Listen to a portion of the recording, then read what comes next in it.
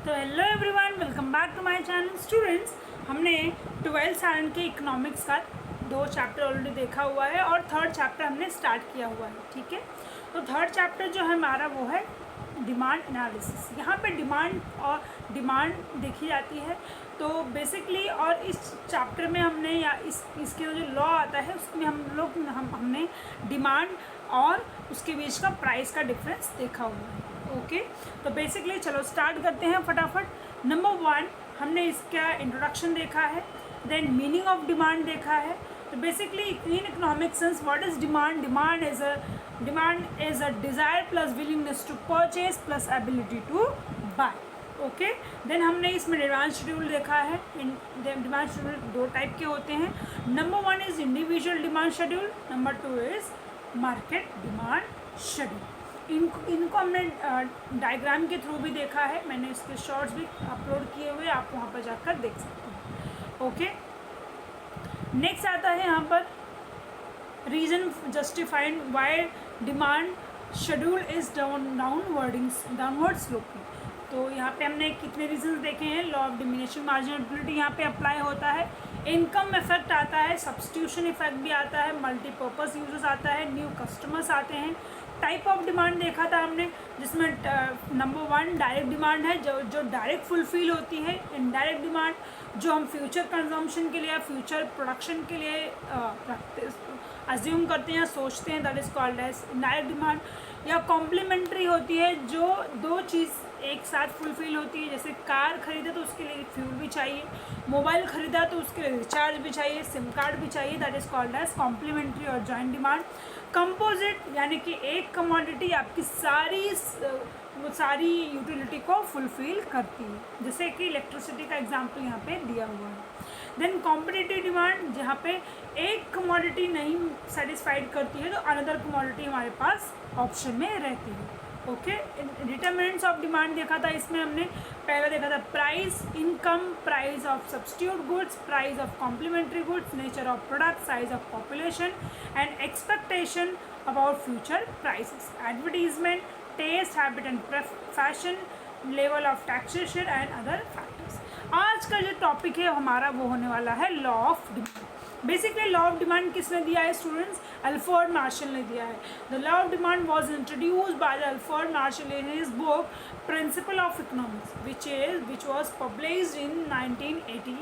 The law explain the functional relationship between price and quantity, यानी कि price का effect quantity पे किस तरीके से पड़ता है। जैसे कि प्राइस ज़्यादा हुई क्वांटिटी डिमांड कम हो जाती है, प्राइस कम हुई क्वांटिटी डिमांड ज़्यादा हो जाती है। ओके, सो दोनों का इनवर्स रिलेशनशिप होता है।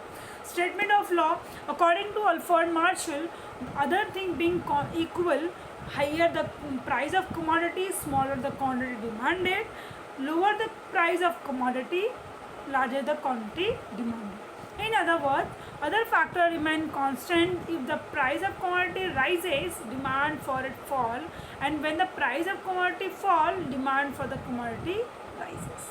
ठीक है, there is an inverse relationship between of price and quantity demand. Symbolically इसको किस तरीके से प्रेजेंट किया जाता है? D stands for demand for commodity, X stands for commodity, F stands for function and P stands for price of commodity. यहाँ पे कुछ अजम्पशंस है इस लॉ के, ठीक है, कुछ अजम्पशंस बनाए गए हैं इस लॉ के रिगार्डिंग। सबसे पहला अजम्पशन है constant level of income is it not applicable in a reality, क्योंकि किसी भी पर्सन की इनकम लेवल कांस्टेंट होती नहीं है, वो हमेशा फ्लक्चुएट करती रहती है।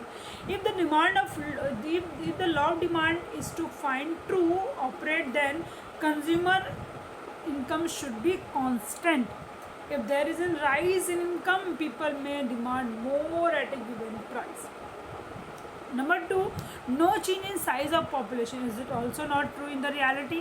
Because size of population either increase होगा either decrease होगा, ठीक है।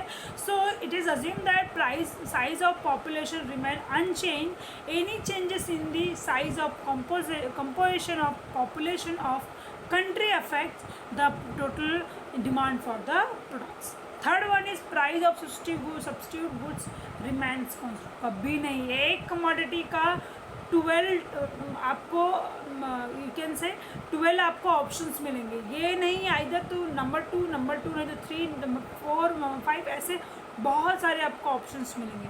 सो it is assume that the price of substitute remains unchange, any changes in the price of substitute will affect the demand for the commodity. Okay, the price of complementary goods remain constant, बिल्कुल भी नहीं होगा।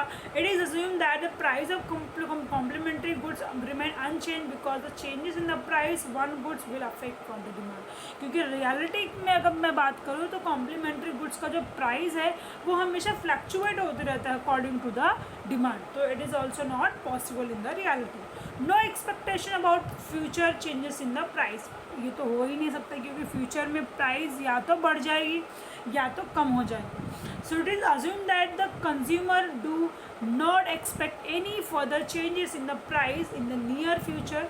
If consumer expect a rise in price in future, they may demand more in present at the existing high price.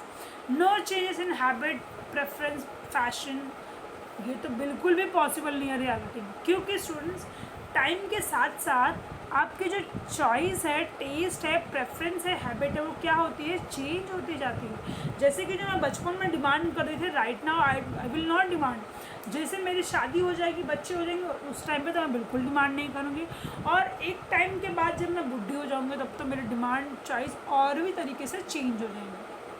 Okay, 7th one is no change in taxation policy. ये तो बिल्कुल भी possible नहीं, क्योंकि गवर्नमेंट हमेशा taxation policy क्या करती है, थोड़ा थोड़ा चेंज करती रहती है उसके रेवेन्यू को बढ़ाने के लिए। So taxation policy of government has great impact on demand for various goods and services. Okay, so therefore it is assumed that there is no change in the policy of taxation declared by government. So the law of demand is explained with the help of diagram, schedule and diagram. तो चलो फटाफट इसका demand and schedule and diagram देखते हैं। तो ये start करते हैं डिमांड शेड्यूल को। अभी हमने लॉ ऑफ डिमांड देखा, उसमें हमने कुछ अजम्पशंस देखे हैं। तो बेसिकली डिमांड शेड्यूल को हम लोग 1 by 1 पढ़ते हैं, ठीक है। तो सबसे पहले आपको दिख रहा होगा कि आपको टेबल दिया हुआ है, उसमें सबसे पहला जो कॉलम है वो प्राइस ऑफ कमोडिटी है, क्वांटिटी डिमांडेड, ठीक है, ऑफ कमोडिटी। तो दिख रहा है आपको जैसे प्राइस 50 है तो कमोडिटी कितनी डिमांड हो रही है, 1। लेकिन जैसे ही प्राइस 40 हुआ 2 क्वांटिटी डिमांड हुई, 30 हुआ 3 क्वांटिटी डिमांड हुई, 20 हुआ 4 डिमांड हुई, और जैसे 10 हो गया वैसे 5 डिमांड। यानी कि आपको यहाँ पे क्या दिख रहा है दोनों के बीच में इनवर्स रिलेशनशिप दिख रहा है। कौन सा रिलेशनशिप दिख रहा है, इनवर्स रिलेशनशिप, ठीक है। तो प्राइस बढ़ रही है तो डिमांड क्या हो रहा है, कम हो रहा है, और जैसे ही प्राइस कम हो रही है डिमांड बढ़ रहा है ना। तो आपको ये दिख रहा होगा यहाँ पे। तो इस बेसिकली चलते हैं 1 by 1, इसको हम समझते हैं टेबल को। As shown in the table, when a price of commodity X is 50, ये मैंने आपको अभी एक्सप्लेन किया, क्वांटिटी कितना डिमांड हुई, 1 डिमांड हुई, and when price is 50 to 40, quantity 1 से 2 के बीच में डिमांड हुई, 2 kg के बीच में डिमांड हुई। सिमिलरली जैसे प्राइस 30 हुआ तो 3 kg डिमांड हुआ, एंड व्हेन प्राइस 20 to 10 तो कितना 4 और 5 kg डिमांड हुआ। Okay, so thus the price of commodity fall, quantity demand rise, and when price of commodity rises, quantity of demand fall. This shown as inverse relationship between price and quantity demand. Inverse relationship का मतलब क्या, कि price की वजह से quantity demand पे क्या हो रहा है, फर्क पड़ रहा है। तो यहाँ पे आपको एक दिख रहा होगा डायग्राम स्टूडेंट्स। डायग्राम में आपको क्या देखने मिल रहा है कि वाई एक्सिस पे क्या है स्टूडेंट्स, वाई एक्सिस पे आपको देखने क्या मिल रहा है, एक्स एक्सिस पे आपको क्वांटिटी डिमांड इन केजीज दिख रहा है, देन वाई एक्सिस पे आपको प्राइस इन केजीज दिख रहा है। ओके, सो बेसिकली और ये क्या है आपका D D, that is demand curve है, जो क्या हो रहा है वो डाउनवर्ड स्लोप हो रहा है, ठीक है। So D D is the demand curve which slope downward from left to right due to inverse relationship between the price and quantity demand, ठीक है। यहाँ पे भी आपको दिख रहा होगा कि जैसे प्राइस जब प्राइस 50 था तो 1 kg डिमांड हुआ, जब प्राइस 40 हुआ तो 2 kg डिमांड हुआ, प्राइस 30 हुआ तो 3 kg डिमांड हुआ, 20 हुआ तो 4 kg, एंड जब 10 हुआ तो कितना डिमांड हुआ 5 kg। यानी कि ये जो डिमांड कर्व है वो डाउनवर्ड स्लोपिंग है, यानी कि लेफ़्ट टू राइट है, इसीलिए यहाँ पे इनवर्स रिलेशनशिप दिख रहा है। और इनवर्स रिलेशनशिप मैंने अभी आपको बताया कि when price rises then demand of commodity will fall, and when price low down then price of quantity demand will be high. Okay, thank you so much everyone. Next में हम मिलेंगे exceptions of this law of demand. Thank you.